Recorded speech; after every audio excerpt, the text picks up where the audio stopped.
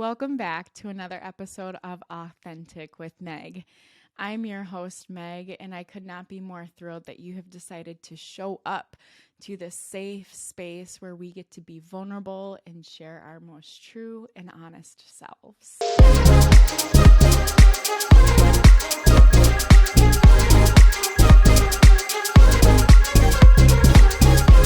I'm your host, Meg, and I am an agile coach, transformational life coach, digital nomad, dog mom, fiance, mermaid, and so much more, which I'm really looking forward to sharing with you all today.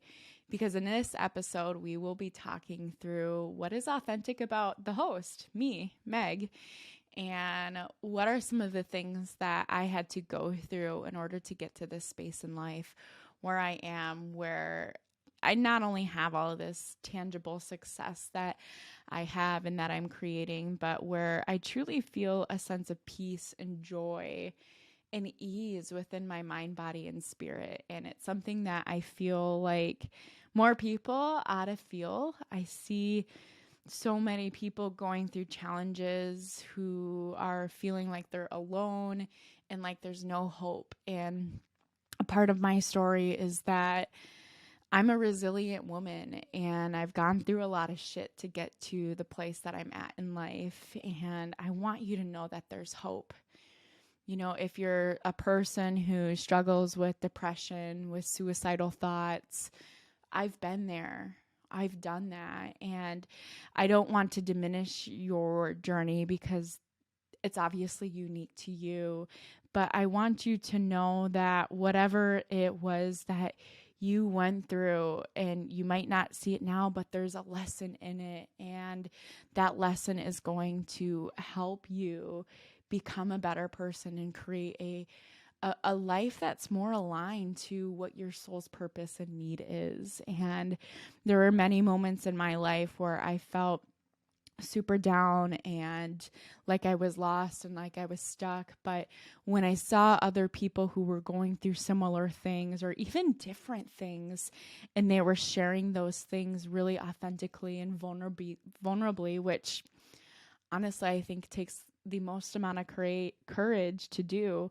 When I saw people showing up, whether it was on YouTube or Instagram or Facebook, and they were sharing these experiences with me when I was in those dark places, whether they knew it or not, that's what helped me keep going.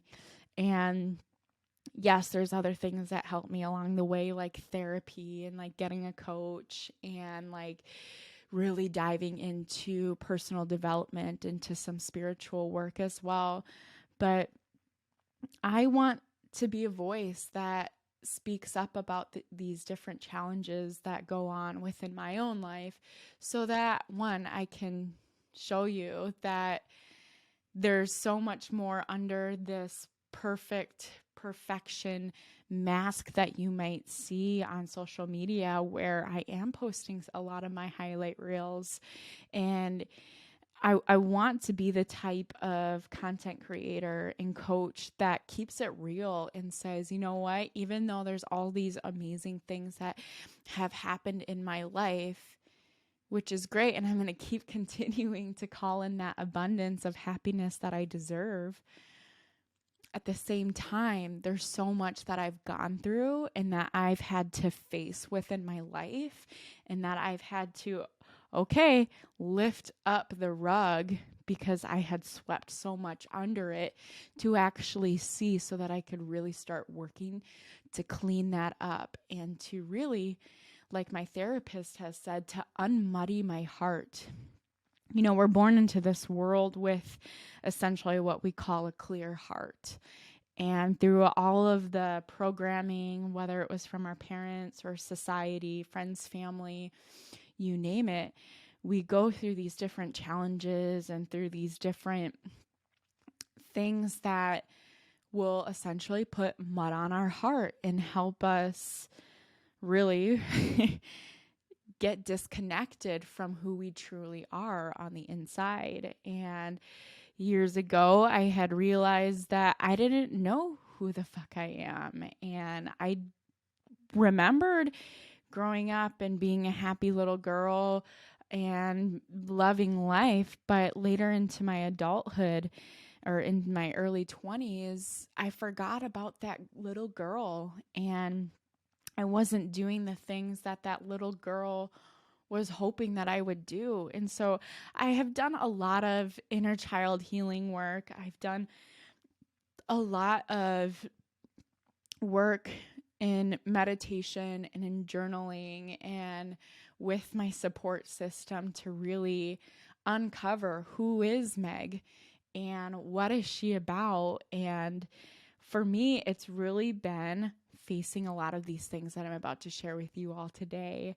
So if you are someone who, which most likely because I'm pretty good manifester, if you're someone who's been through a lot of shit, buckle up, because this episode we're going to talk a lot about a lot of different things that are kind of shitty. And I'm going to do my best to obviously shed light onto the silver lining of those things.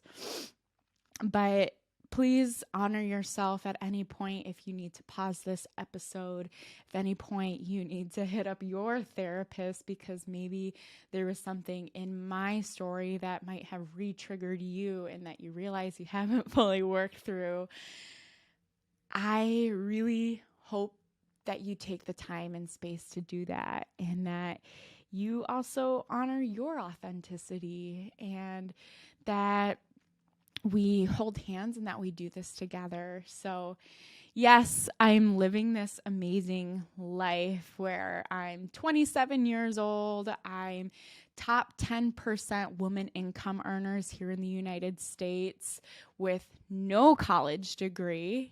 Yes, you heard that right. I'm a digital nomad. I've been to basically all of the United States except for 4 more states. I'm super close. I was able to successfully scale my first business to 5 figures in my early 20s. I wound up finding love and healing after infidelity. I have just a beautiful life that I've been able to create. And I'm so grateful for the thriving relationships that I have and for the boundaries that I've learned to put up in my life and for the amount of love that I've manifested. There's so much goodness that is available to each and every one of us. And honestly, I find that the more that I focus on gratitude and looking at life from the lens of what is happening for me instead of what's happening to me, and that in itself could be a whole episode on, what are some of the things that I really had to do to move from this victim mentality to being a victor. Personally, I think that the best revenge in life is having a happy life. As much as I want to, put down all those people who fucked me over, I personally think that my energy is better used if I send them off with love and realize that they have their own healing journey to go through and that they themselves are a wounded person and might not have intentionally tried to hurt me, and that they have their own programming that they've got to work through and ownership that they need to take in life, and to see them with a more compassionate lens, and that instead of utilizing my energy towards hatred, that I can actually use it towards love, and that I can use these experiences to fill myself up with joy and move beyond what pain I might be feeling. And that doesn't mean that let's disregard any of these tough things that happen to us. It means let's see it for what it is, and let's see what we can do to move forward. I definitely believe in calling out the truth, but I also believe in having some optimism that nothing happens for no reason. There's a reason why something happened, and I personally believe that it happened for the greater good. I don't believe that we were put onto this planet to suffer. personally, I mean, I know I've been into that mentality of really just focusing on all the crappy things that I was focusing on. And that definitely energetically brought in a lot more negative things in my life. But when I started to really see that there is a silver lining to this all, and that I do truly only live one life, that it has really changed the perspective to me to own my life and to own my attitude and own my perspective.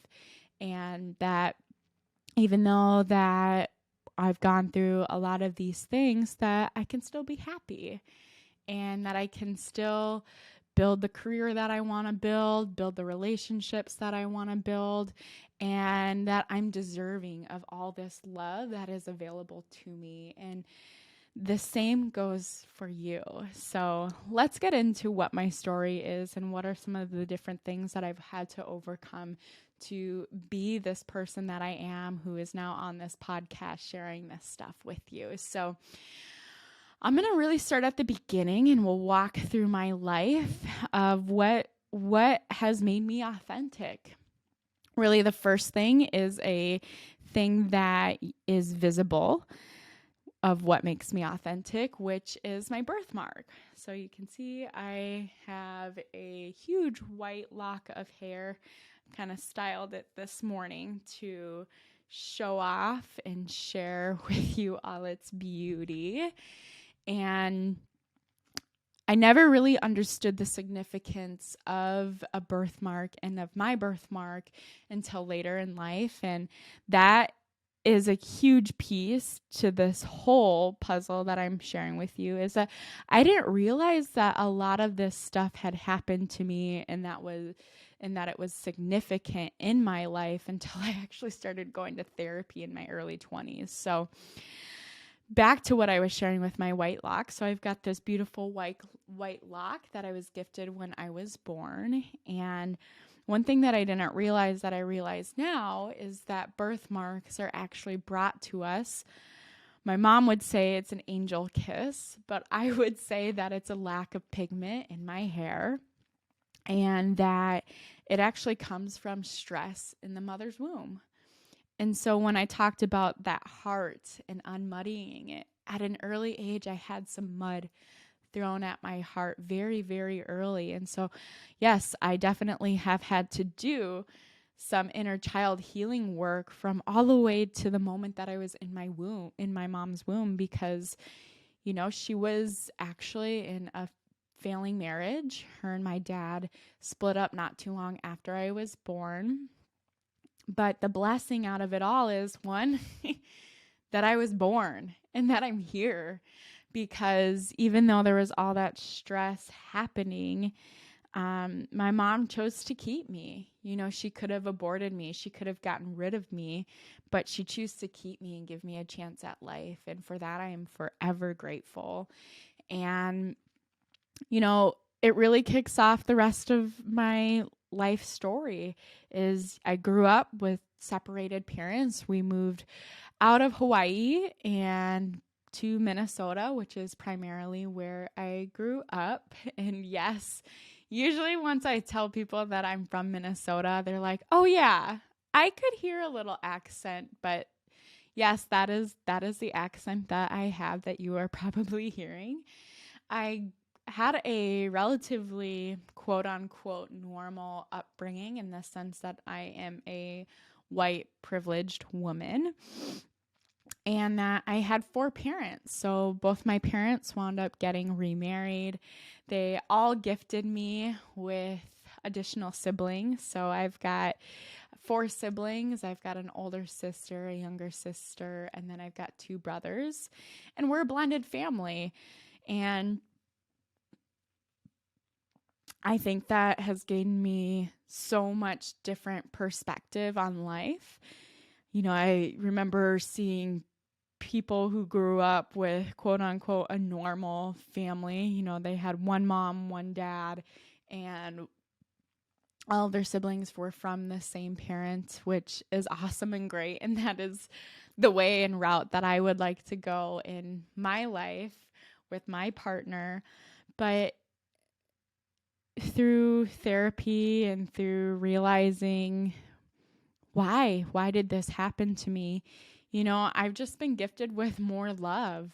I've been gifted with more people and a stronger support system for that reason. And obviously, I had some really dope Christmases. I had 4 different incomes coming in for Christmas, and I had 9 grandparents, which is not the norm. I'm realizing most people only have 4, if that. And I have 9 grandparents. You might be wondering why 9. I have a grandparent who got divorced and remarried ish. And that's a whole nother story, is my grandpa is also LGBTQ plus. I didn't really realize how that affected me till I was older, but it really helped me become this woman of not judgment and learning to accept people for their differences, and also helped me realize that I too am also on the LGBTQ plus spectrum, and that I am a part of that community, which is something that's authentic about the relationship with Kyle and I, is that I'm a bisexual in a heterosexual relationship. And he's going to come on the podcast and we'll most likely talk through that and how we've navigated that since I did come out while we were in our relationship. And that there's some things that him and I have had to work through for me to truly embrace my sexuality while still honoring the loyalty within our relationship. But yeah, so I grew up with an interesting, more different family dynamic, but for the most part kept myself pretty busy for my childhood. I was a pretty involved child. I played sports. I grew up playing pretty competitively in soccer. I had lots of opportunities to play in college and chose to hang up the boots so that I could just let loose and actually be more of a party girl. And we'll talk through that a little bit too. I grew up singing. I still love to sing my heart out to this day, but I was in choir and I was a soprano, and I really loved that environment so much because those people were so creative and they were so unapologetically themselves. And that's something that I definitely crave within my community to this day, is to be around people who are in their fuck yes confidence and might be a little bit quirky or quote unquote out there or quote unquote weird. But those are my people. Those are the people who I felt most comfortable around personally when I was growing up. But for the most part, looking at my dynamic of my friend groups and all of that, I was really good friends with a lot of guys growing up. I think a lot of that comes from just the fear of women. I think we could probably do a whole episode on this, but I've had a lot of wounds that I've had to heal specifically with women, in the sense of not looking at them as competition. And, I have some wounding specifically with some male figures in my life. And for the longest time, it felt like, in this is a huge pattern within the trajectory of my life, is that I would compete with these women. I would compare with these women so that I could gain the attention of the man, and that I can gain the approval and validation from the man, because that was something that I was missing within the parental area of my life. And if my dads are listening, I know that we've talked through the different wounds that I've had come up, and I am really grateful for those wounds, but I'm not going to disregard the challenges that I've had to go through because of the certain things that had happened between us. And So I had been looking for men basically from a very young age on, and had been looking for love from them in various ways. And in many ways, I gave myself up. I gave away my true identity just so that I could get that attention. And that's absolutely not okay. That's a huge form of people pleasing, and is a really sad journey that I've gone on, but is actually one of the most liberating journeys, because through those moments in my life, now as an adult who is facing that, and who again ripped up the carpet and decided, I don't want to keep brushing this under the rug as to why I feel codependent, and why my partner is reflecting to me and sharing to me that I am indeed codependent, and that I need to figure out who the fuck I am and stop relying on them for happiness. I'm so grateful that I've gone through that, because now I've learned that the only person who can truly give me love is myself. And what's come from that is by learning to love myself. Now I've been able to learn to not judge myself. I've learned to accept myself and give myself compassion, which then transfers into how I approach my relationships. So even though I didn't have a lot of girlfriends growing up, I feel like I have so many now, and I'm so grateful for the amazing women who have walked into my life and who have shown me what a great friendship looks like. And that also, that the relationships that I have with men now, that they're friendships. They're not fake friendships, essentially, where I was trying to get something out of it. Like, for instance, like I shared, which was love or just attention, which isn't actually love. So growing up, I had some of those challenges, specifically in middle school and high school, of just trying to put on this facade of being this perfect girl and acting like there was nothing wrong with me. And when in reality, I had a lot of underlying coping mechanisms that were happening along the way. Now, I still lived a really amazing middle school, high school journey. Again, I was doing all those activities, and, I was a pretty bold, fierce woman. You would probably see me wearing what the heck I wanted to wear. I was super into fashion. I still am. I love to wear whatever the heck I want to wear. I've always kind of liked to, do my hair, do my makeup, and make kind of interesting outfits out of things that typical people, I suppose, wouldn't wear.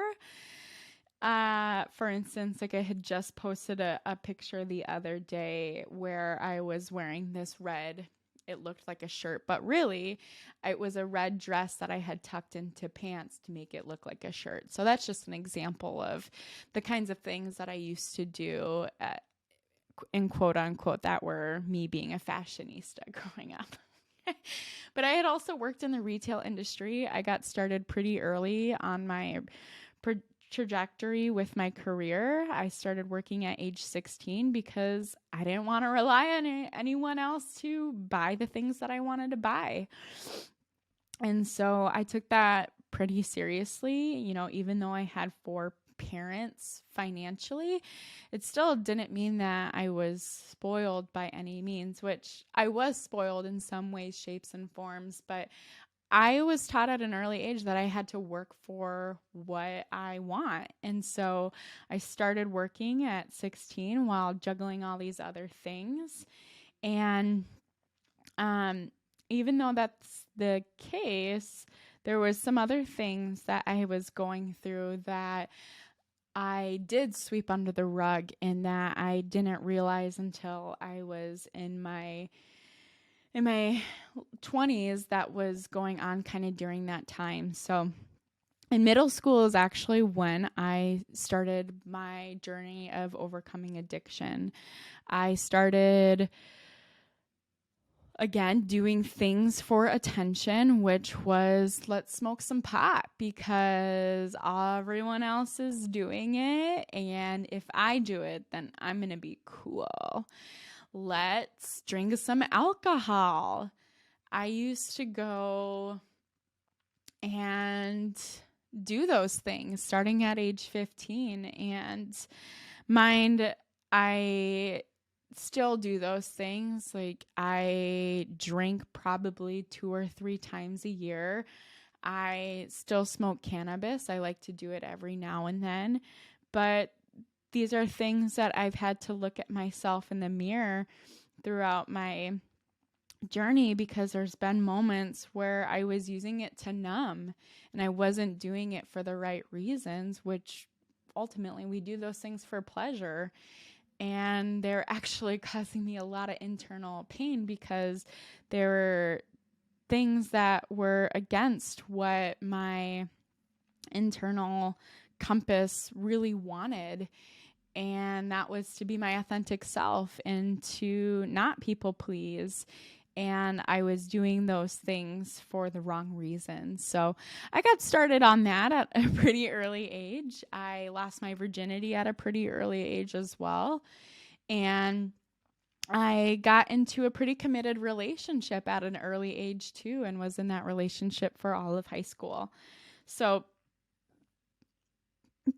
moving forward, again, these are some of the things that were underlying that you might not have known that were actually going on, but were definitely a huge part of what caused me to hit some breaking points and really low points when I got into my 20s, which we'll get to here in a moment. So yeah, went through high school like pretty normal. I was in a relationship with an older guy and like that was super cool. And I was friends with a lot of different people and I loved the arts and the crafts and the music and the sports that I was super involved in, and I loved the spirituality practices that I was a part of, and I loved my family and all of that jazz. But I had no idea what the heck I wanted to do with my life. And so when I got to around 18, I started asking some of those questions really because they were being pushed onto me from school of like, what job are you going to do, girl? And so as I was moving into college, I didn't really know what I wanted to do other than what I decided to do, which was from an online quiz that I had taken in a class, which told me that I should be in marketing. And so as I started getting into college, I decided I would pursue marketing. I eventually wound up changing my degree into forestry and then decided to drop out, but that's a little further into the story. But at the same time, I wanted to stop playing soccer because and my sister and I, we actually might be talking about it on a later episode of why I decided to leave soccer and, you know, what some of the traumas are within that. But there was just a lot of politics that were happening that really took a lot of the passion out of the sport for me, honestly. It felt like I was super deserving of playtime and I was working my butt off and I had the statistics to show it, and I wasn't being respected in that way from my coaches, and my team disagreed and thought that I definitely deserved the playtime and I didn't get it. And anyways, it just was a really tough handful of years as a goalkeeper for me, and I decided that's not something that I really want to go through in college. And so I decided to not pursue any of the opportunities that I had been given, which I had a lot. I was asked to play at UNLV. I could have gotten a full ride there, and I chose not to take that on, even though I definitely needed the financial support going into college. But I decided to stop that, and I also decided to stop the relationship that I was in at the time. And we had been with each other for about 4 years, and we had never really talked about the future. And every time that we did, I just could feel like my partner just wanted us to really stay in the present, which I totally respect and I really appreciate. But as you all know, like, I'm a pretty ambitious woman. I know what I want out of life, and I essentially want abundance in each and every area of my life. And I didn't know how to approach those conversations with my partner. And so instead of communicating with him, I decided to just start looking for new suitors before we had even broken up. And so, yes, I did wind up causing infidelity in that relationship. And I definitely am not proud of those moments whatsoever. It's not the approach that I would take now, but it definitely has taught me the importance of really talking to my partner about how I feel. And it's blossomed into this beautiful relationship that Kyle and I have, where, now we're getting together every single week to talk about different areas of our life, and we're setting goals with each other throughout the year, and we're helping each other stay accountable to those things. And we're also giving space for each other to feel the different emotions that we're feeling and supporting each other with those things, which I don't feel like I really did in my previous relationship, really most likely because of childhood wounding, where I did share my emotions in certain spaces and would have adult figures who would put me down and make me not feel safe to share those emotions. And so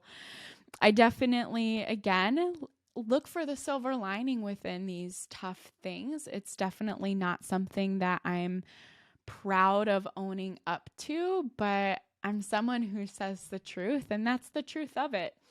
There were some things that had happened during that time as I was transferring into high school, college, aside from the breakup that had happened and from, figuring out what the hell I'm going to do with my life. That had happened to me that I didn't actually realize had happened to me until, again, I started going to therapy.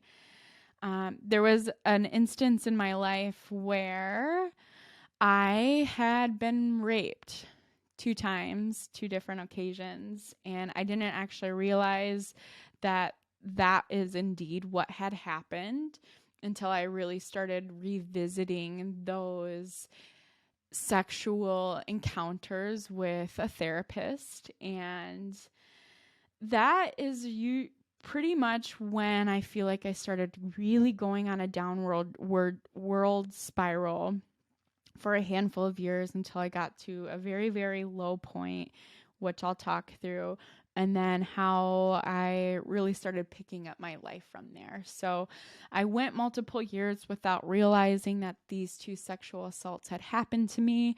I had blamed myself because those 2 things had happened when I was still with that boyfriend.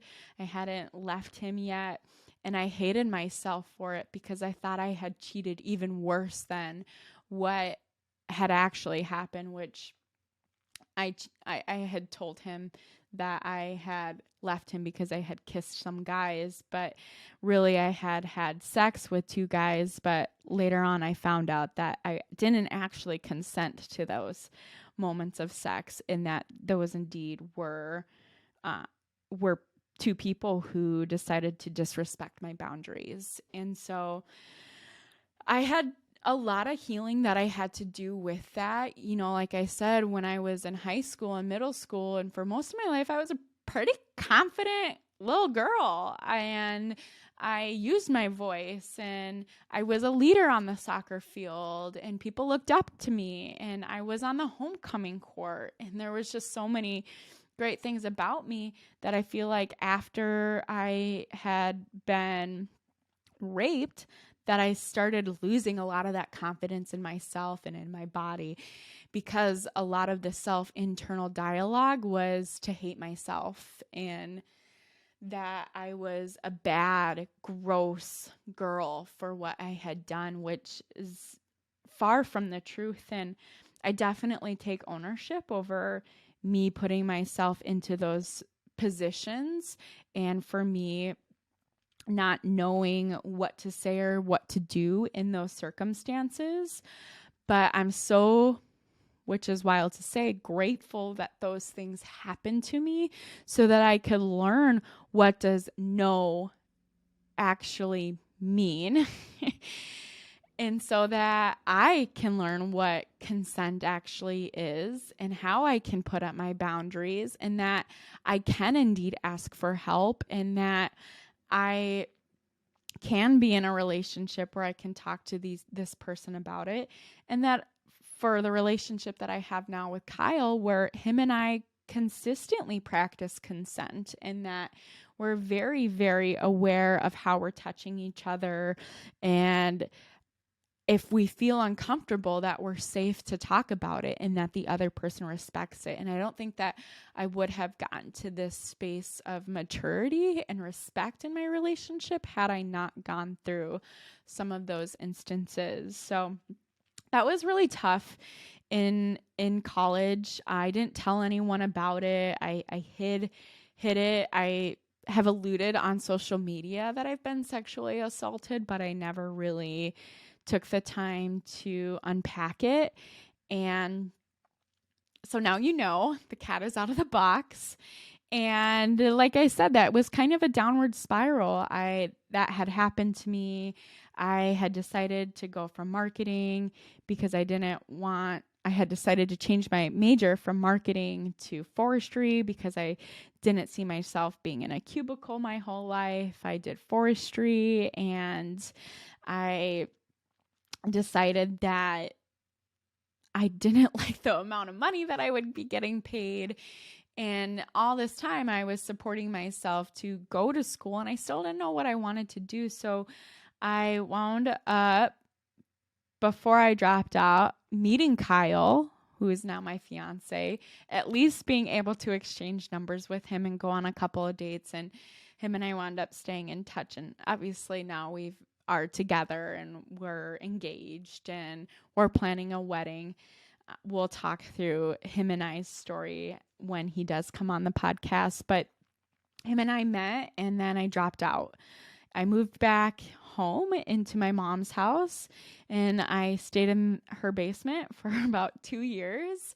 And during that time, that is when I really, really started getting lower and lower on that spiral, almost down to the pit, to the bottom.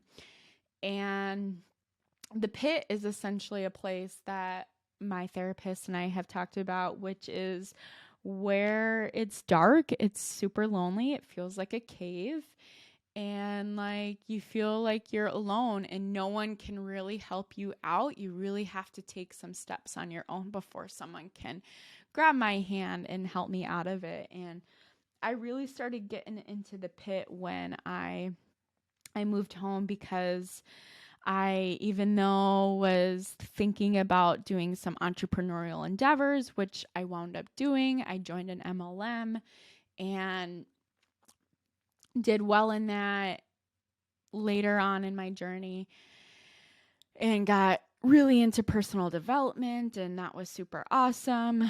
But I was still feeling like, even though I was headed towards creating a life that I craved, even though I wasn't really sure on what I would do in order to get there, that I still felt this emptiness inside, and I felt like I was getting further and further away from who I truly am at my core, because again, there was all this mud that was being put on it that I hadn't taken the time to clean off.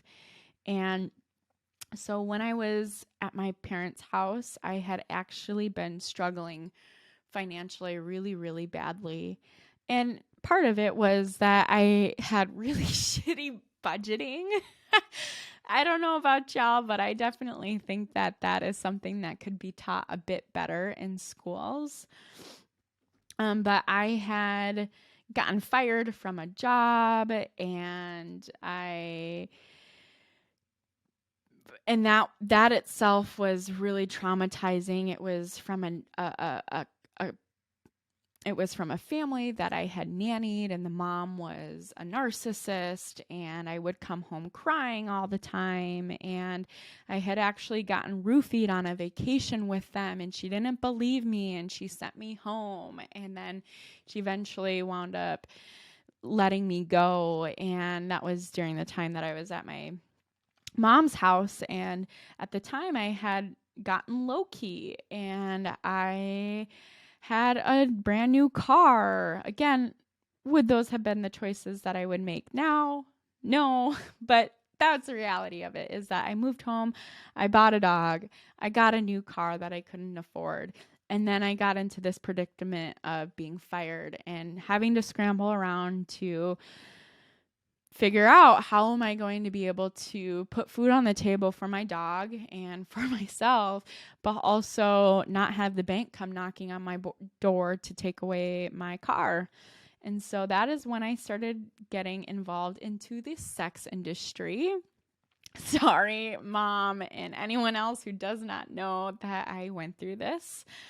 But I just didn't feel like I was in a space where I could ask for help. Again, I had shared previously, there were moments in my life where maybe I did ask for help and I didn't get it. And so I had played this narrative that if I would ask for help, that I'm not going to get it. And that also, that if I asked for help, then people would see that I'm not perfect, which is really sad, because the reality is that none of us are perfect, and that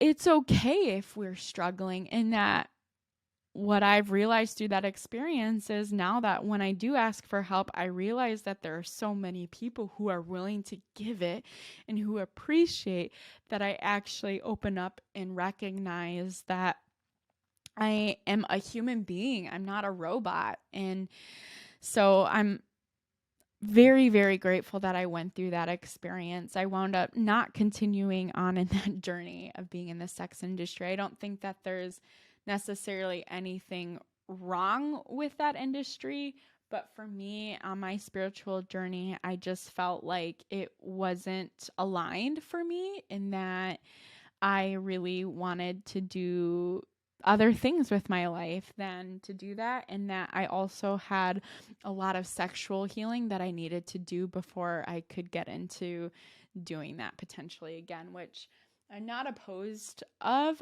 but I definitely don't see it happening anytime in the near future. So I really was struggling, and I went through that. It was a great way for me to make some quick money. I soon realized, though, that again, that wasn't really sustainable for me. And I started utilizing a lot of the personal development stuff that I was learning in the MLM that I had joined, which I had joined that just around the time that I had dropped out of college.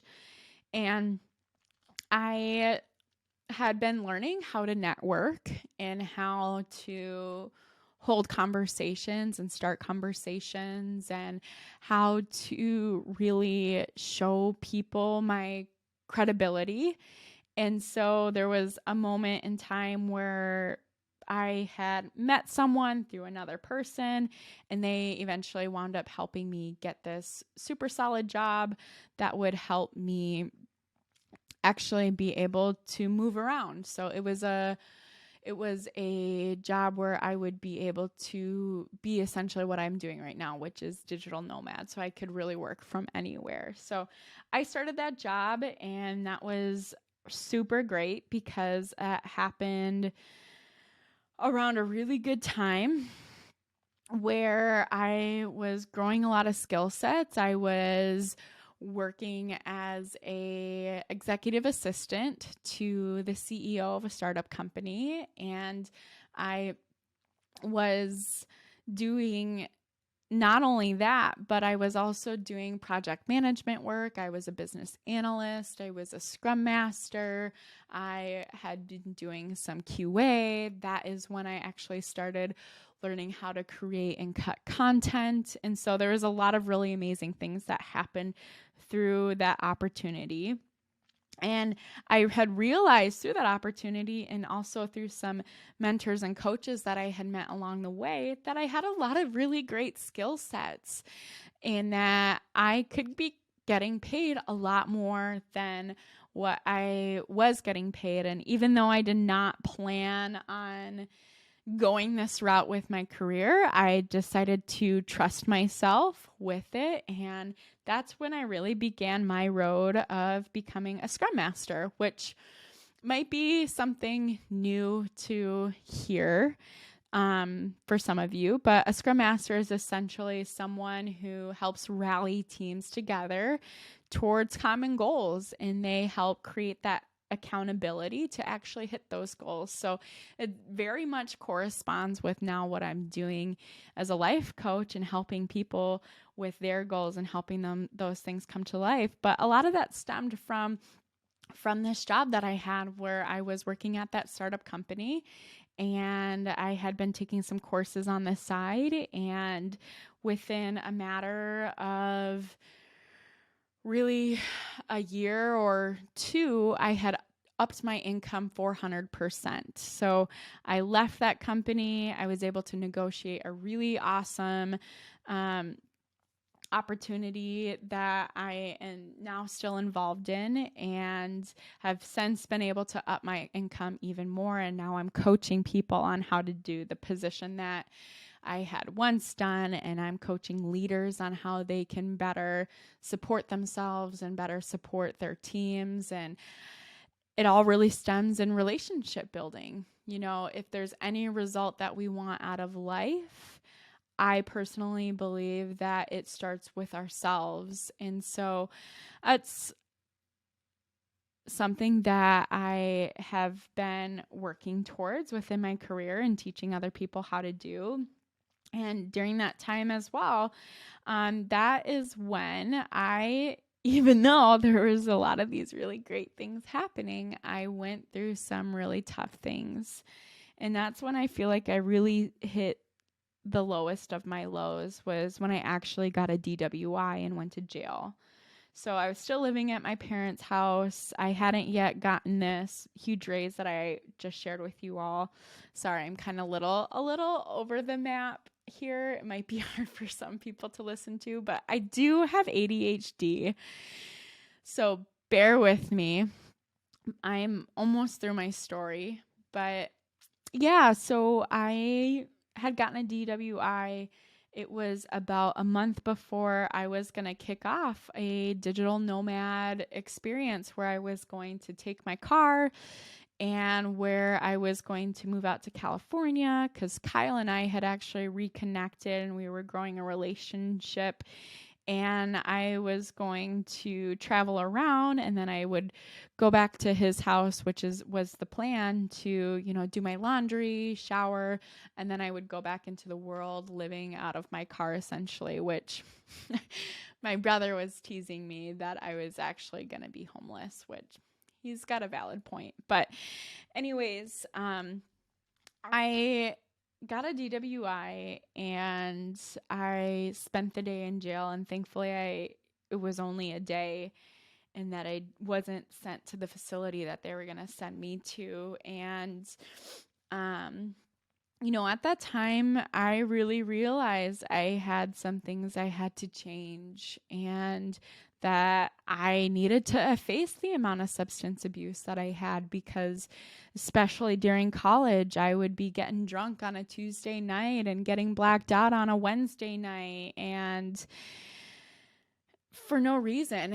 And it was really because I just wanted to numb how I felt and not face the realities of all the tough things that I had been hiding for so many years. And that experience really sparked me to start taking a look at what is addiction and what people do I know who are addicted, and what have they done about it, and what am I going to do differently. And looking back at my past, there were alcoholics in my family, and there were people who were abusing drugs and getting in trouble with the law with drugs that I was hanging around. And so that's when I really, really decided to take a hard look at my sphere of influence and put some boundaries up, and work through the toxic relationships that I had and to not hang out with those people anymore and to put myself around more sober type folks and people who were living more of the lifestyle that I had craved. And so thankfully, Kyle still accepted me to move in with him, even though our plans had changed. He took me in, and I moved out to California to be in that home with him. And I cut so many people out of my life because I had moved away from a lot of the toxicity that had been happening in Minnesota. And I actually became very codependent. And that is when, Kyle and I really started working through that. And thankfully, like I've shared, we've got an amazing, thriving relationship, but it's taken a lot of work and a lot of hardship and a lot of, we used to fight all the time, and we had to really work through what does good communication look like, especially since both of us had separated parents growing up, and there were different things that he had to work through as well. But that's really when this whole journey of figuring out who am I really started, is when Kyle and I got together. And since then, like I said, upped my income 400%. I wound up getting a new job. Him and I decided to move out to Colorado for a handful of years, which was a lot of fun, but personally, I missed the ocean. I've felt a calling for the ocean really my whole life, probably because there's some feeling of like wanting to grow up near the ocean since we didn't stay in Hawaii. And so now we're back in California right now, and we've been, like I said, on the road for 4 months now, and we've been hanging out near the ocean. We were in Florida, and then we were in New Orleans, and then we were a little bit in Texas, and now we're here in California, and we're not quite sure where we're going to head next, but we're most likely going to go back to Hawaii, and we've got big plans for the future to do some international stuff as well. But yeah, Kyle and I have really done a really good job realizing that the way that we love others is the way that we love ourselves. And so when him and I were reflecting the toughness in our relationship to each other, we both took that really seriously to go inward and take a hard look of where it was coming from for each of us individually. And I'm so grateful that I manifested this relationship. Even though I was in my lowest of lows, I thankfully was smart enough to write down all the things that I wanted in a partner. And by the grace of whatever force it is out there that is bringing this universe together, they gifted me with such a wonderful partner who has literally been the gift that I had been praying and hoping for when I wrote down all of those attributes that I wanted in a partner, which is definitely something that I highly recommend people doing. So, fast forward, started going on this really deep journey of personal development. Kyle then wound up joining the MLM that I was a part of. Him and I built that up to a successful 5 figures. And we eventually realized that while we love entrepreneurship, we want to be selling something that is, one, more unique to us, but two, that we're a little bit more passionate about. I wasn't really passionate about the products. And so even though him and I were doing public speaking and we were sharing our stories and sharing how we were able to do the things that we've done, and how he's created a lot of success in his career as well. And even though we were talking to thousands of people at a time and really gaining a lot of expertise and knowledge on how to coach people and train people, which we loved that aspect about it, we just didn't feel aligned. And so we wound up leaving that. And we decided to start our own ventures. And he's got a disc golf company that he's been working towards. And I've got my life coaching company that I've been working towards. And I've realized, and this is one of the things that I do as I help people in that part of my life, as well as in my agile coaching, is to recognize that we all have a lot more experience than what we think. And to take a moment to really think about the different things that we've gone through and what we've learned from those experiences and what we were actually doing in those experiences and utilizing those in the now and the present. And I had realized that I had helped so many people before obtain the goals that they were looking for, and that I could still do that, but in a more holistic way than helping them sell a certain product.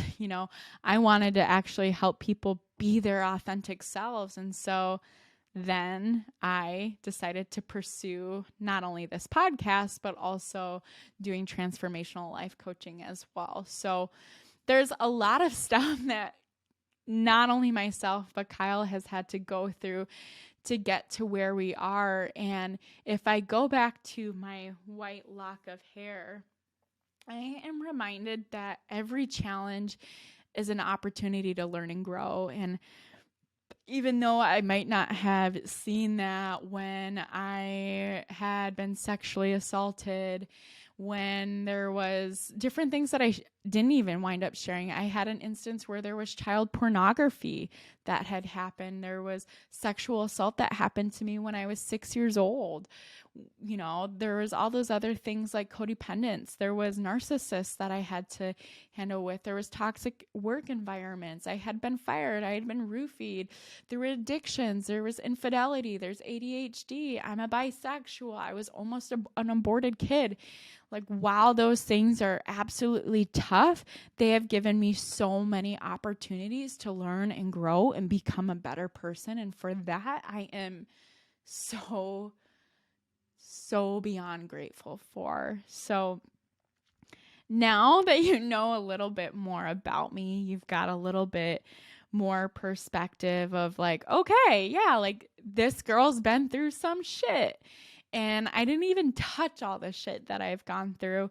But now you can kind of get a sense of what the rest of the season is going to be like. So I'm going to talk a little bit deeper about some of these specific things that did happen to me and give you all a little bit more mindset. But what I'd like from you is that if there was something that you resonated with or that you'd like me to talk a little bit deeper about, is for you to take a moment to comment down below if you're on YouTube and to let me know what hit home for you and what you'd like to learn more about, and so that I can gain a better mindset around what are the podcast episodes that I want to do moving forward, and can also help me gain some insight on what I'm going to have the people who I bring on my podcast talk about.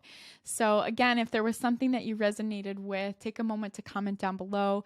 If you are on Instagram, feel free to just reshare this episode, tag me, and I am more than happy to reshare that on my stories. You can reach out to me via that as well. And also in the meantime, to take a moment to think about, what was it that came up for you today?